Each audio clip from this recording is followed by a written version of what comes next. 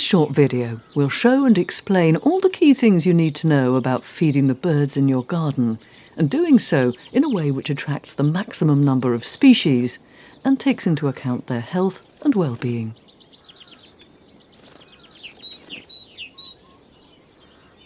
So, some basics to start off with. Although there are many species of birds which visit gardens, the majority are songbirds, and very broadly we can split them into two groups, simply by the shape of their bills.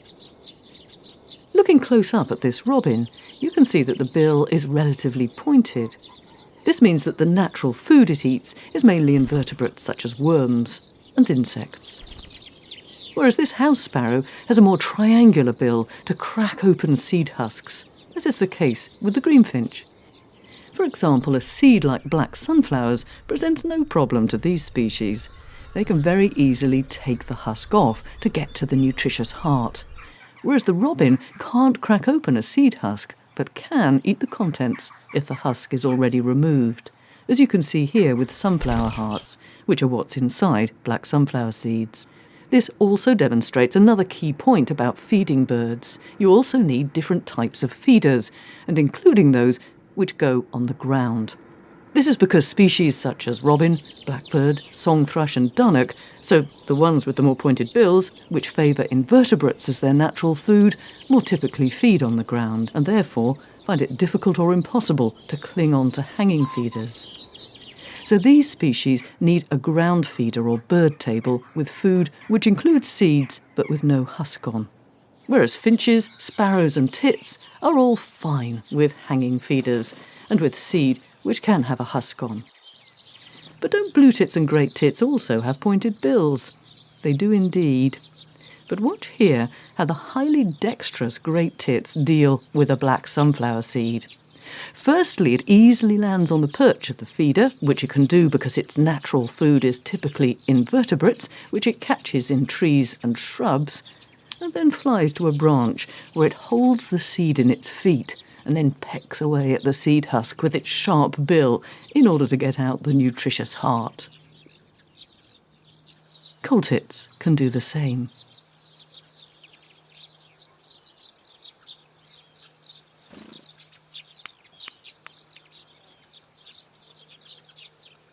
This behaviour is very different to how finches eat the same food, as they'll stay on the feeder perch and remove the husk and eat it using only their bill. So, let's now look at the range of foods available and the different types of feeder for them. Straight foods, as the name suggests, are seed types and also peanuts, which haven't been mixed with anything else. The main ones include black sunflower seeds, sunflower hearts, Niger seed, red millet, white millet, plus peanuts. With the exception of Niger seed and peanuts, which we'll come back to, straight seeds are best fed from a tube feeder, like this one. In addition, sunflower hearts can be fed from a bird table or ground feeder. For Niger seed, this is so tiny that it needs a special feeder with very small ports to prevent the seed from running out. Niger is a real favourite of goldfinches, and you stand a very good chance of encouraging this colourful bird into your garden if you feed Niger from a special feeder like this one. For peanuts, these should only ever be fed from a mesh feeder, as having them loose on a bird table or in a tube feeder means that birds such as robins can try to swallow them whole, and this can cause them to choke to death. Peanuts remain a real favourite for many birds and can attract special species such as great spotted woodpecker and nuthatch.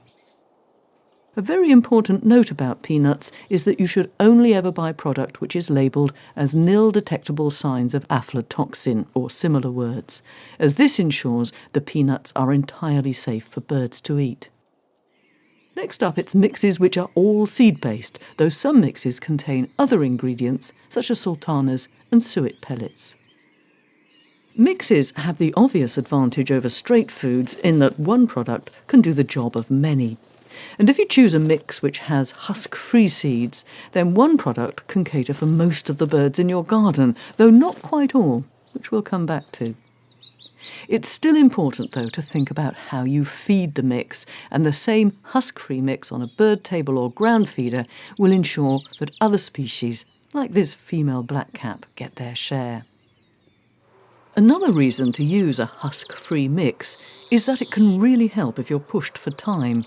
This is because it's essential that the waste is cleaned up from underneath the feeders, as leaving it can cause harmful bacteria to build up, which in turn can lead to fatal diseases for birds.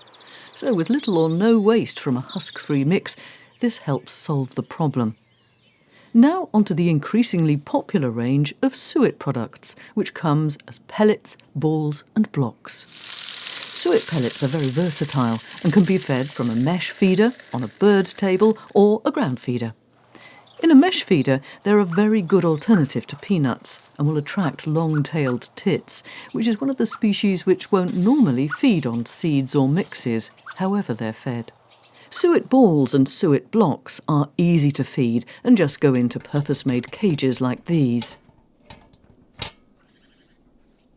All the different species of tit love suet blocks and balls. Plus great spotted woodpecker and, not forgetting the rather underloved starling. Now, food that not enough people feed to their garden birds. Live mealworms. Yes, they wriggle a bit, but they're just the harmless larva of a beetle. Importantly, though, they're the best possible food to put out in the breeding and fledging seasons, as they contain both the moisture and protein which young birds need to survive and flourish. With the main types of food now covered, and most of the feeders, a quick look at some different feeders which keep out grey squirrels and also larger birds such as jackdaws. Grey squirrels can be a real nuisance in gardens by hogging the bird feeders, damaging them and deterring birds from landing. Larger birds such as jackdaws, magpies and even rooks can also be a problem, and despite their size can often manage to precariously cling on to feeders. There are two types of basic feeder you can use to help solve the problem. The first being cage feeders, which prevent the squirrel or larger bird from getting at the food. These feeders are available for peanuts and suet pellets, seed and live mealworm.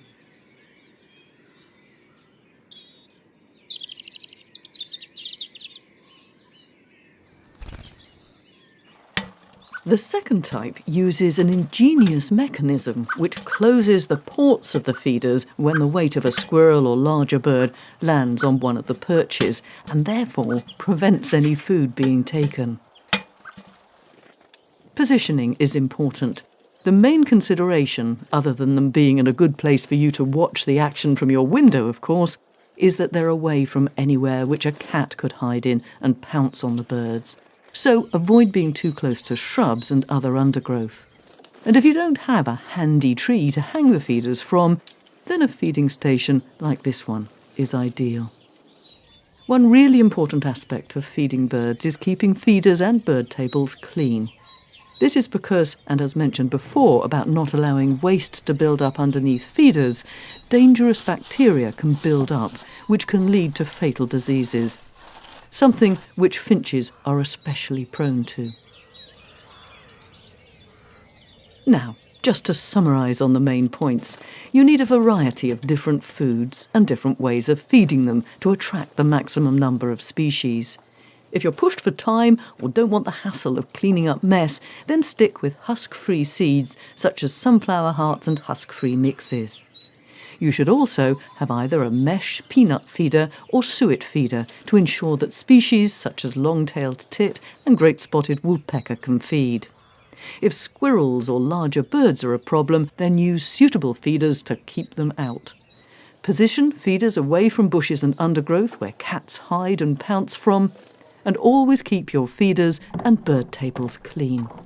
And one final thing, it's also important to provide fresh, clean water for both drinking and bathing, and as with feeders and tables, it's vital that bird baths are kept clean. We hope you found this video helpful, and there's lots more detailed information about feeding birds on our website.